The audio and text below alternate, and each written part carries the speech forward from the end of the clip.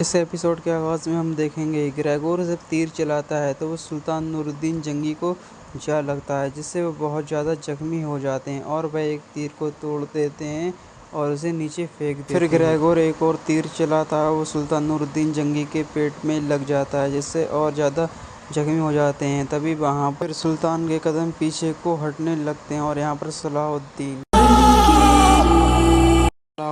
بہت زور سے چلاتے ہیں، بولتے ہیں بابا، لیکن وہ کچھ نہیں کر پاتے ہیں کیونکہ صلیبی سپاہی انہیں اپنی قید میں کر لیتے ہیں۔ اس کی وجہ سے وہ سلطان نور الدین جنگی کی کوئی بھی مدد نہیں کر پاتے ہیں۔ پھر سلطان نور الدین جنگی کے قدم پیچھے ہٹنے لگتے ہیں اور وہ ندی میں جا گرتے ہیں۔ جیسے ہی ندی میں گرتے ہیں تو گریگور یہاں پر بہت زیادہ خوش ہوتا ہے۔ وہ سوچتا ہے کہ اس نے سلطان نور الدین جنگی کو مار دیا ہے۔ اس ایپیسوڈ کی کہانی دیکھنے کے لیے آپ ہمیں سبسکرائب، لائک، کمنٹ ضرور کریں۔ اور یہاں پر سلطان نور الدین جنگی نیچے گر جاتے ہیں ندی میں۔ اس کے بعد صلاح الدین یہاں پر بہت زیادہ کوشش کرتے ہیں چھوڑنے کی، لیکن وہ یہاں پر نہیں چھوڑ پاتے ہیں کیونکہ ان کے سپاہی بھی صلیبیوں کی قید میں ہوتے ہیں اور یہاں پر وہ بھی ان کی قید میں آ جاتے ہیں۔ آگے کا ایپیسوڈ دیکھنے کے لیے چینل کو سبسکرائب